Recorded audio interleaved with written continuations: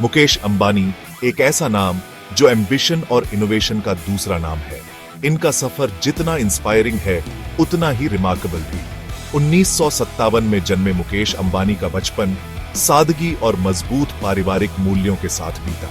उनके पिता धीरूभाई अंबानी एक विजनरी एंटरप्रेन्योर थे जिन्होंने रिलायंस इंडस्ट्रीज की नींव रखी। मुकेश की शिक्षा ने उनके भविष्य को आकार देने में महत्वपूर्ण भूमिका निभाई। उन्होंने institute of chemical technology Mumbai से केमिकल इंजीनियरिंग की पढ़ाई की और पढ़ाई में बहुत अच्छा प्रदर्शन किया।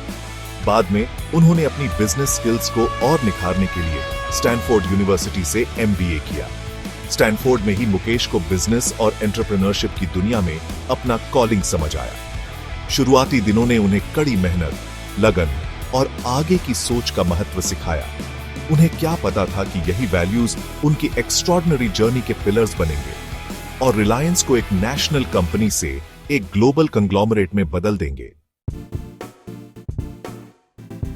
1981 में मुकेश अंबानी अपने परिवार के बिजनेस रिलायंस इंडस्ट्रीज में योगदान देने के लिए भारत लौट आए। उस समय रिलायंस मुख्य रूप से टेक्सटाइल्स और पेट्रोकेमिकल्स में काम करती थी। नए नजरिए और ग्लोबल एक्सपोजर के साथ मुकेश ने ग्रोथ और डिवर्सिफिकेशन की संभावनाएं देखी। उनकी पहली बड़ी प्रोजेक्ट्स में से एक थी पेट्रोलियम रिफाइनरी प्लांट पाताल गंगा की स्थापना। इस एम्बिशियस एंडेवर ने मुकेश की लार्ज स्केल प्रोजेक्ट्स को मैनेज करने की क्षमता और कॉम्प्लेक्स इंडस्ट्रियल प्रोसेसेस की उनकी गहरी समझ को दिखाया। उनके नेतृत्व में रिलायंस ने पॉलिएस्टर फाइबर्स में विस्तार किया और इस प्रोसेस में एक ग्लोबल लीडर बन गई। रिलायंस के बैकवर्ड इंटीग्रेशन स्ट्रेटजी में मुकेश की स्ट्रेटेजिक थिंकिंग महत्वपूर्ण भूमिका निभाई।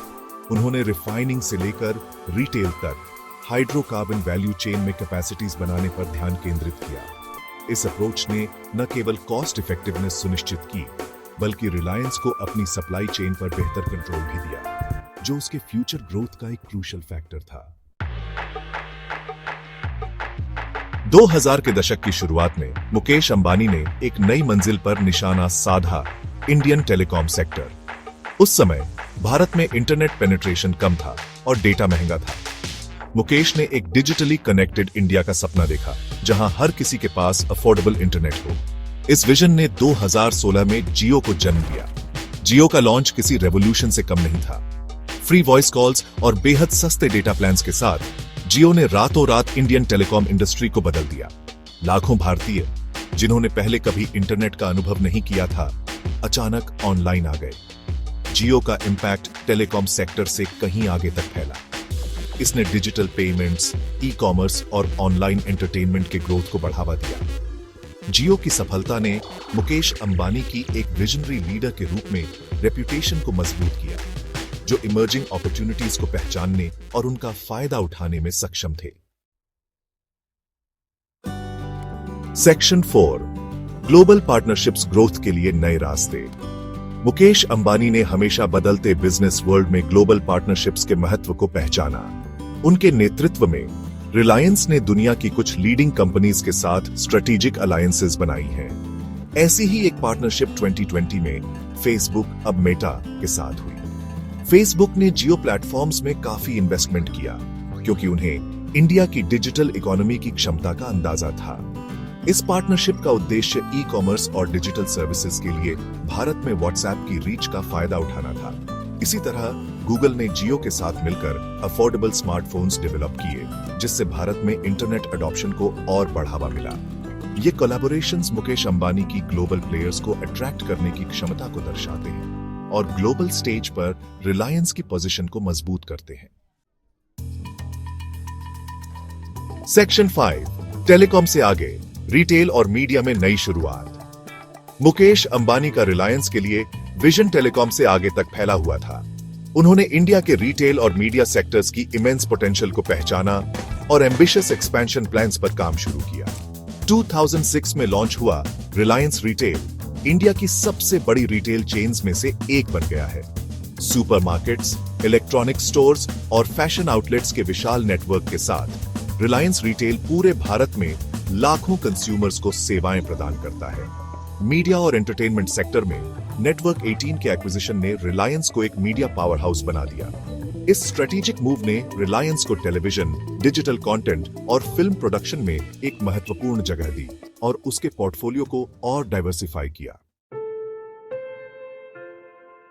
सेक्शन 6।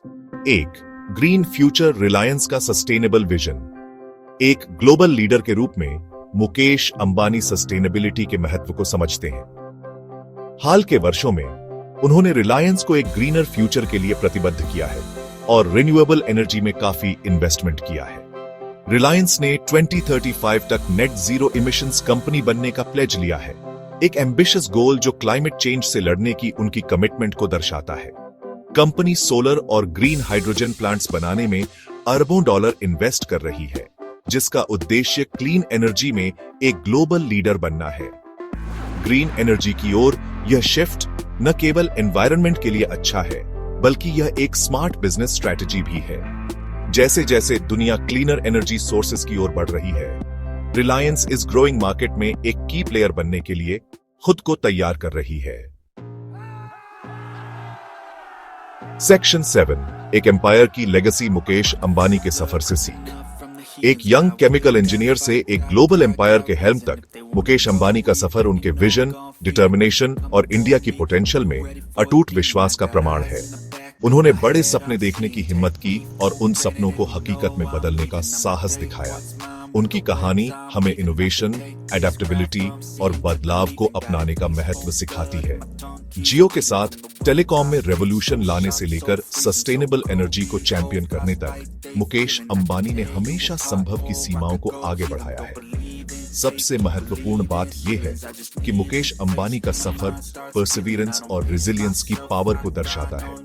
उन्होंने कई चैलेंजेस और सेटबैक्स का सामना किया, लेकिन कभी अपने गोल से नजर नहीं हटाई। उनकी कहानी एस्पायरिंग एंटरप्रेन्योर्स के लिए एक इंस्पिरेशन का काम करती है और याद दिलाती है कि कड़ी मेहनत और डेडिकेशन से कुछ भी हासिल किया जा सकता है।